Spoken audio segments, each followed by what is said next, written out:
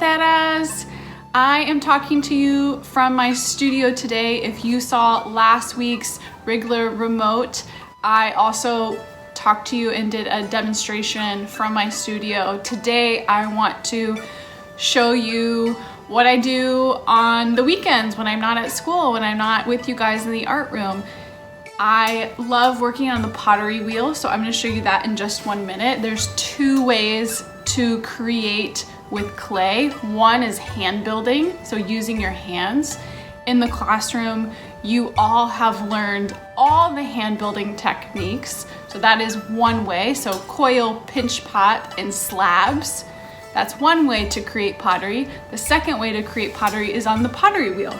So I'm going to show you how to do that today. First, I'm going to measure out my clay before I do this. This is a cylinder shape.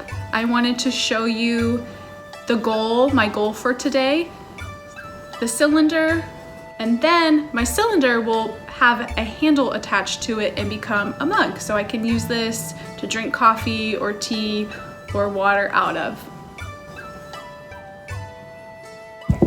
All right, I am here at my pottery wheel and I am going to show you how to create a cylinder on the pottery wheel.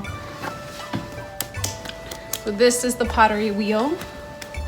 This piece right here is called a bat. It's what I put my clay on so I can take it off of the wheel really easily. I'm gonna make a round ball first. Wet my bat. And I'm controlling my kiln. There's a pedal right down here by my right foot, and that's actually how I'm controlling the speed of the wheel. So I'm gonna make sure my clay is really pressed down. I don't want it to fly off, so press it down. The wheel is spinning counterclockwise, so the opposite of a clock that you might see in the classroom. The opposite, and that turning along with the speed and then my hand movements are what change the shape of the clay. I'm also right-handed, so that is also why it's turning counterclockwise. If you were left-handed and you were working on the other side of the pottery wheel that I'm working on, it would spin clockwise, so the same as a clock. Okay, you can see right now my clay is wobbly, so it's not moving very smoothly against my hand, and that tells me that it's not centered. So I want to center my clay before I begin. And centering it is, I'll show you how to do that. So I'm going to make sure my wheel's spinning. I'm going to use the palm of my hand, and I'm just going to gently lean into my clay. And what will happen is that the turning and the pressure of my hand forces the clay to be into the middle.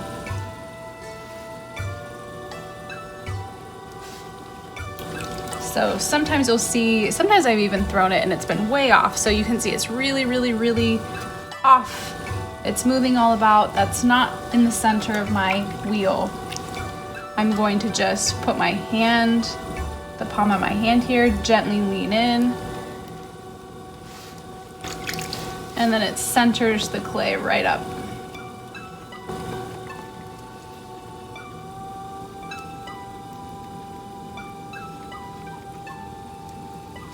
Once I feel that the clay isn't moving anymore, it feels really smooth in between my hands, it's not wobbling, I know that I'm ready to open up my clay. And opening it up in the center is going to be how I determine how narrow or wide the middle of my piece will be. So let me show you how to do that. So I'm gonna press down. I'm not going all the way to the bottom. I'm gonna stop a little bit before the bottom. And then I'm going to open my clay up by pulling my fingers towards my body And then this part becomes whiter in the middle. So the more that I were to pull towards myself, the wider it would be. The less I would pull, the more narrow it would be.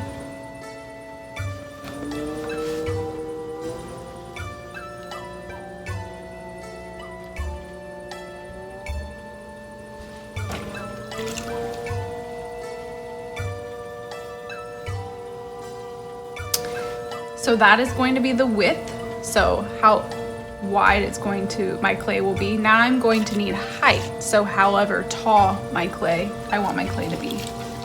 And how I do that is I am going to pinch. So take my fingers from the inside and the outside. I'm going to pinch and pull up. So my fingers are working together to pinch. And then I'm going to take that and pull the clay up. And now I'm going to have height, how tall my piece is.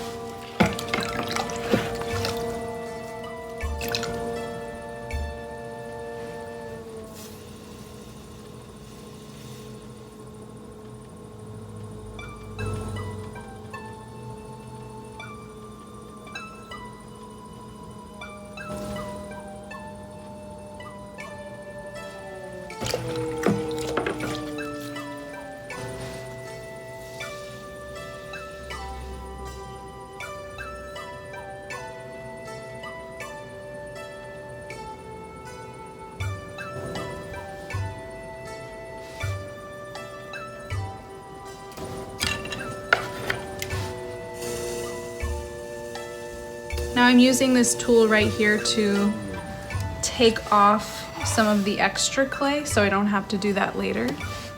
So this is just a wooden tool that I'm using.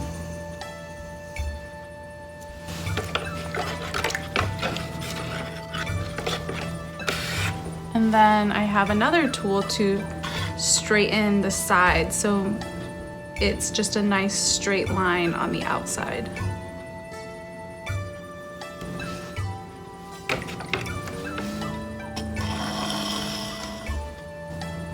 You can use another tool as well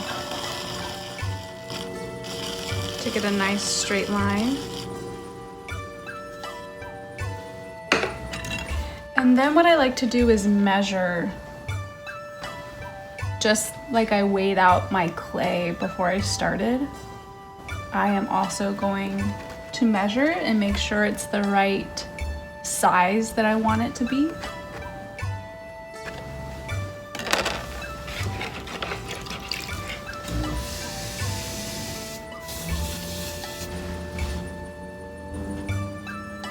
Pretty good.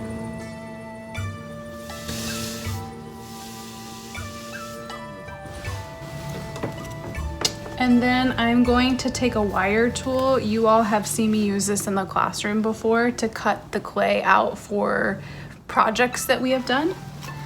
And I'm going to slide this underneath, and it's just going to cut my clay away from the green bat base that I have my clay on.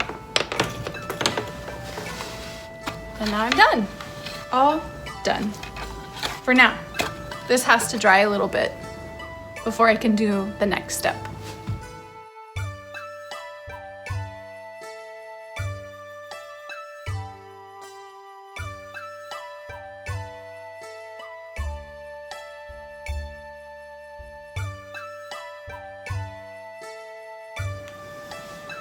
Hi Panthers, I hope that you enjoyed my lesson on the pottery wheel.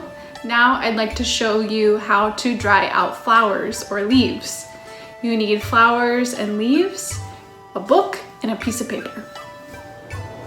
Okay, so I have my materials here. I have my heavy book here. I have some flowers. You could use leaves. I cut these from my rose bush right outside of my house. And then here's some paper. This is just paper that I had in my recycling, some newspaper type material that I received in the mail. So what you'll need to do is first fold your paper in half, so meet up one edge to the other edge, and then press flat along the center or along the folded edge. I'm gonna open my paper back up, And I'm going to gently place my flowers or leaves. Take the other side of the paper and fold it over. So now I am not seeing any of my flowers or leaves. Then I am going to take my book and open it up. I like opening it up somewhere in the middle here. This is just a cookbook that I have. Place my paper and flowers on the open part of my book. Close. And then you'll need to find some other books or something heavy to set on top of the book that you have placed your flowers or leaves. And let this sit for about a week. Okay. And then when a week is over, open up your book. And you can see here, I have some different flowers. Here's a petal that had fallen out. Here's another flower. It's totally flat. So this has pressed my flower completely flat. All the moisture out of the flower is gone, so all the water. And then what you can do is you can just leave these out as something that part of nature that you want to look at. You could draw what you have pressed flat. You can also take a piece of paper or construction paper and you can create some artwork. So I could glue down what I have created. And now I have a new piece of artwork. I hope that you try this out. Let me know if you guys do this. Send me an email with what you create. I'd love to see what you guys are doing. I hope you have a great week. Enjoy.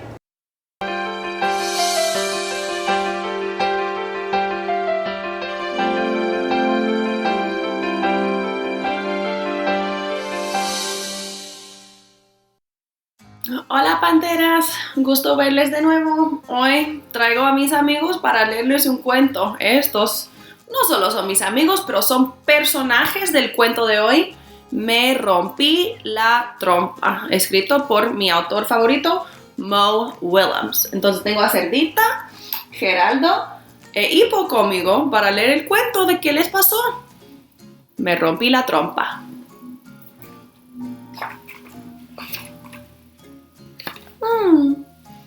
No he visto a Geraldo hoy. ¿Por qué?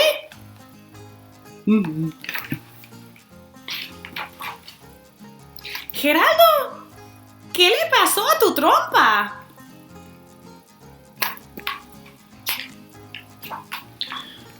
Me rompí la trompa. ¿Cómo te rompiste la trompa? Es una historia larga y loca. ¡Cuenta!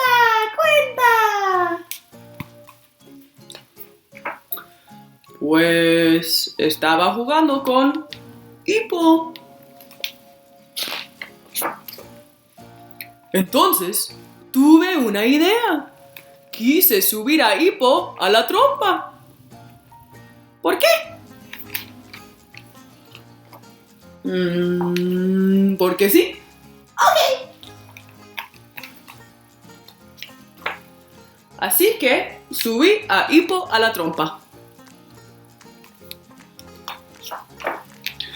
Pero un hipopótamo pesa mucho para tu trompa.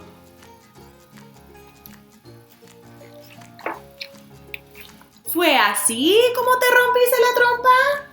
No. La historia es más larga.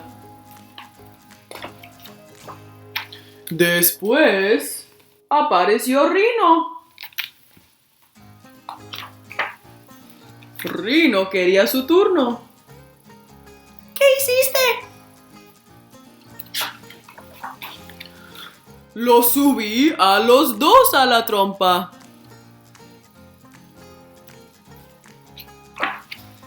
Pero un hipopótamo y un rinoceronte pesan mucho para tu trompa.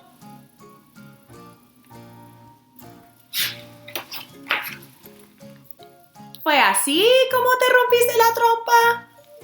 No, la historia es más larga.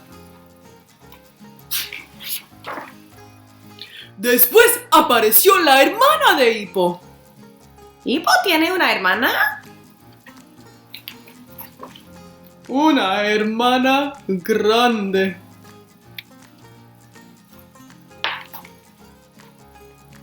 ¿Ella también quería su turno?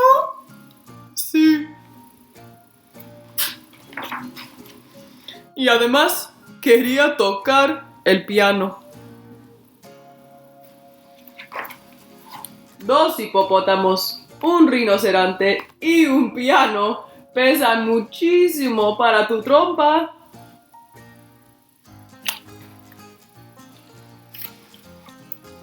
¿Fue así como te rompiste la trompa? No. Esta sí es una historia larga y loca. Geraldo, ¿cómo te rompiste la trompa?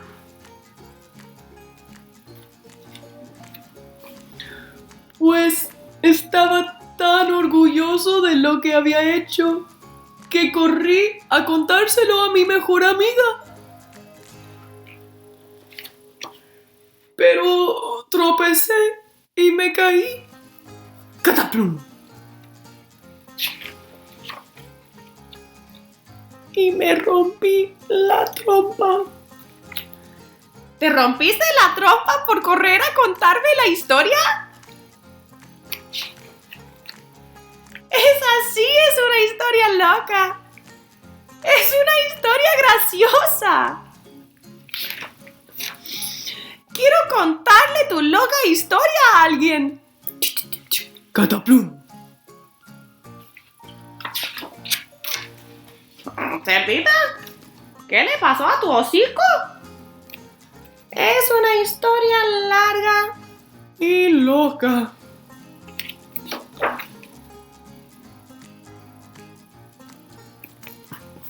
Hasta luego, compañeros. Los queremos mucho.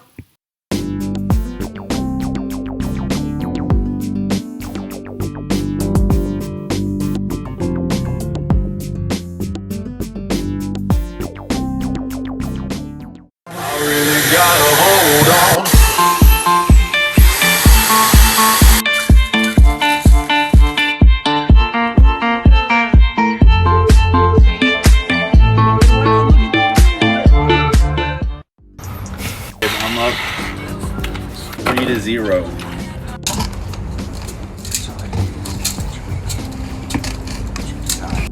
Worm composting bin. Super easy challenge.